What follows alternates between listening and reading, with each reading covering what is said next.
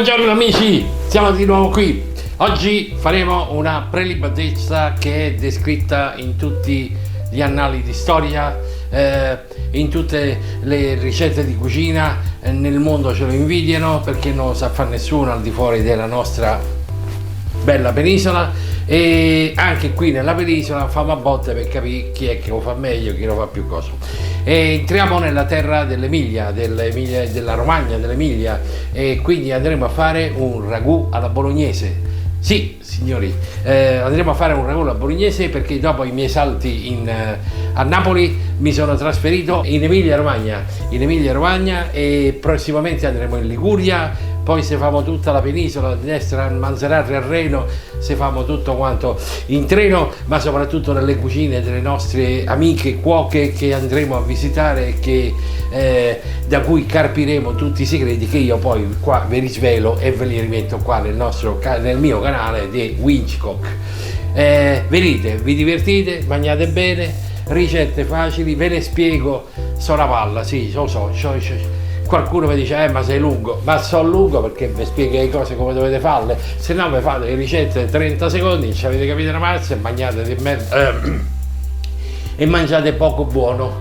Se invece seguite le mie ricette sapete esattamente quando scolare la pasta, quando condirla, come condirla, quanto cuocerla, se no andate a vedere i morti di sonno che vi mettono quello, quell'altro, il pomodoro, e grazie al ciufolo, lo sapevo pure io che ci voleva il pomodoro, ma quando, come, farlo su... Insomma, in poche parole, se volete stare con me vi divertite, se volete stare con l'altro fate come vi pare, sono bravissimi gli altri, per carità. E poi io mi metto anche in gioco e questa volta andrò appunto nella terra dei barbieri che sicuramente mi telefoneranno e mi diranno ma che ciufolo stai a fare qui, la facciamo in un'altra maniera, voilà. Io sono romano, ci provo, ve lo dico come l'ho fatta io, ci metto qualche cosetta che magari loro non mettono, mi meneranno e che ne so, faranno come Fantozzi e tagliano le mani. Andiamo a vedere gli ingredienti. Allora amici, oggi ci buttiamo in questa avventura. Nella terra della Romagna andremo a carpire i segreti di quello che è il ragù alla bolognese.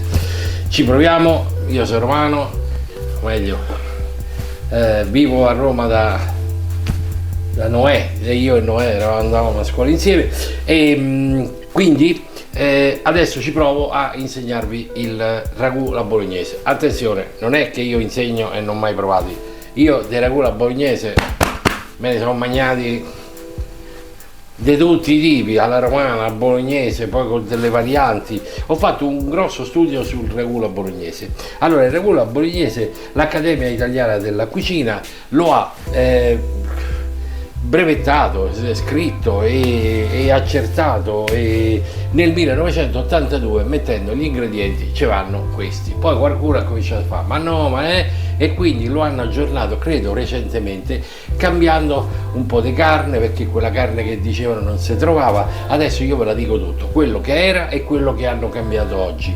Dopodiché più vi avvicinate alla ricetta originale, che ripeto non è la mia, però voglio dire, io l'ho vista, sono andato a studiarla, l'ho provata varie volte e quindi oggi cercherò di rifare la ricetta originale e seguendo le indicazioni che danno appunto all'Accademia Italiana della Cucina 1982, mi raccomando. Dopodiché qualche romagnolo, qualche modenese, qualche bolognese dirà ma no, ma ci andava quello, alzo le mani. Io per carità non sono una scienza, ho soltanto una grossa esperienza di magnata, per cui voglio dire, tutto quello che deriva dalle mie parole esce fuori da una cultura che si è estrinsecata sui tavoli, sulle cucine di tutta Italia, di Roma soprattutto, e dell'Abruzzo, del Sicilia. Insomma, mi piace mangiare, che devo fare? La carne, cominciamo dalla carne. La ricetta originale della carne primariamente registrava una porzione di cartella che è, non lo so, è una parte del bue, della mucca, che praticamente è il diaframma. Però quando andavano a comprare il diaframma dicevano guarda il diaframma, ce l'ho, alla fine dopo un po', poco tempo fa hanno detto con questo diaframma non ce l'avevamo più, non lo trovavamo, quindi mettiamoci un'altra cosa. Allora hanno deciso di modificarlo con una carne un po' molto ricca di collagene, quindi tutta la polpa, tutta quella carne che diciamo si trova più facilmente ricca di collagene. In questo caso possiamo prendere il muscolo, la spalla, il sottospalla, la pancia oppure la punta di petto. Prendete quello che vi pare, la pancia, ma la tengo, però piglierò la punta di petto. Quindi tutte queste cose, attenzione, nelle spiegazioni di questo video c'è scritto piccoletto altro, cliccate lì e ci viene l'elenco degli ingredienti che servono e ve li dico tutti questi. Quelli che trovate andate al macellaio e vi fate da quelli e usate quelli, perché chiaramente più vi avvicinate alle loro indicazioni e più diciamo viene buono, ma tanto siccome state nella cucina di Vicico verrà tutto buono. Dunque la ricetta recita anche che ci sia un 60% di carne bovina e un 40% di carne di maiale. Quindi in questo caso, nel caso del maiale, potete prendere del lombo o del capocollo, questo qua. Allora, capocollo. Cosa succede? Tutto questo deve essere poi bollito, passato con del brodo di carne o del brodo vegetale, quindi si può usare, hanno lasciato abbastanza libera l'interpretazione con brodo di carne, brodo vegetale oppure addirittura acqua calda è concessa. Ebbene sì signori, i romagnoli è gente semplice, mangia bene e vi ci ha concesso anche l'acqua calda al posto di quello del brodo.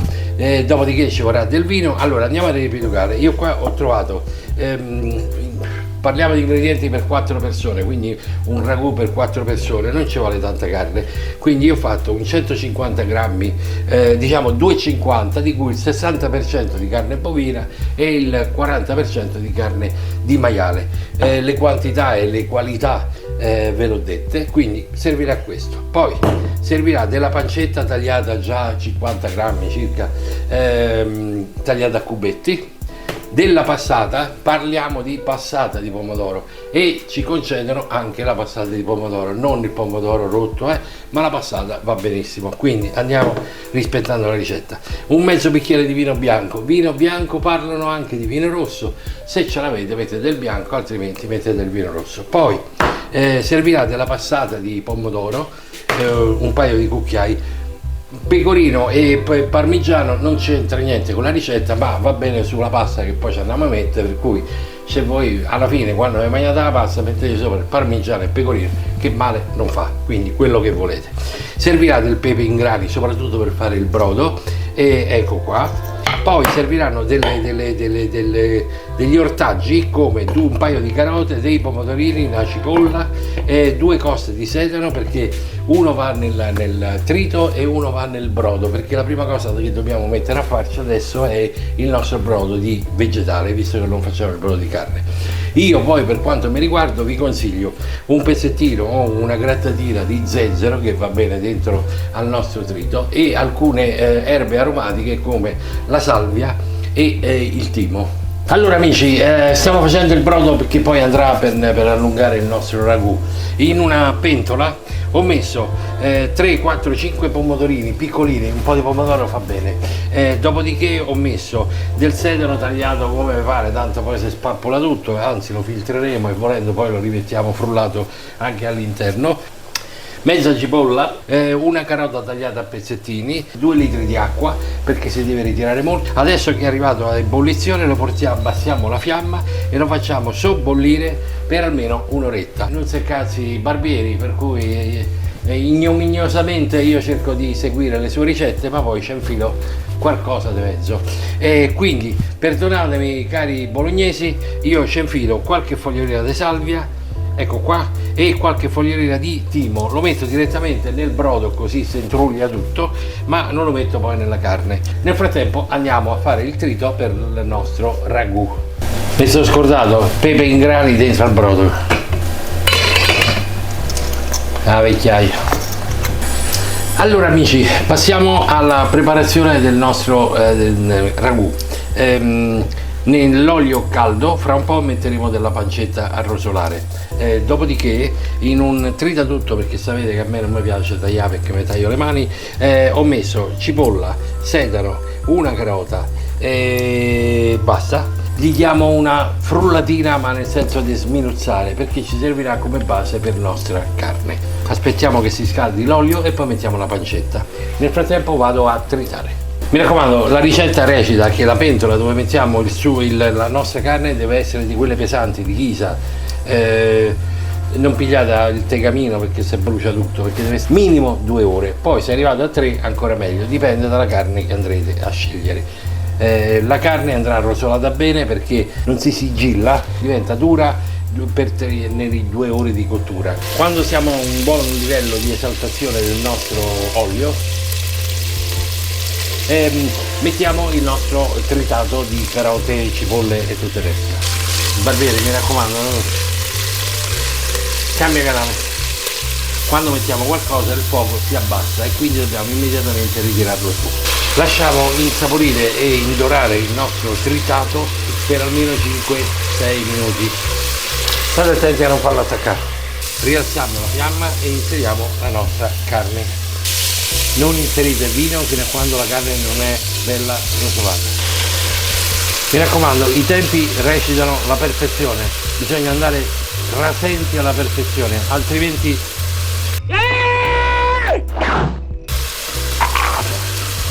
mi raccomando, non improvvisiamo queste ricette devono seguire certe regole, spero di seguirle pure io. Fuoco alto fino alla sfumatura, andiamo a sfumare. Adesso, fino a che sentite l'odore del vino, non potete mettere il pomodoro, dovete togliere tutto il profumo del vino, quindi sfumare bene, lasciare molto alto il fuoco. Nel brodo che aggiungeremo dopo c'è già tutto, c'è il sale, ci sono le spezie, c'è il pepe in grano. Quando avvicinando il naso alla padella, alla pentola, non sentite più l'odore del vino, allora a questo punto possiamo mettere la nostra passata di pomodoro. La ricetta recita che ci debba dare anche il concentrato di pomodoro, mi raccomando, altrimenti mi criticano. Un paio di cucchiai, 2 cucchiai da cucina e inserite anche quello.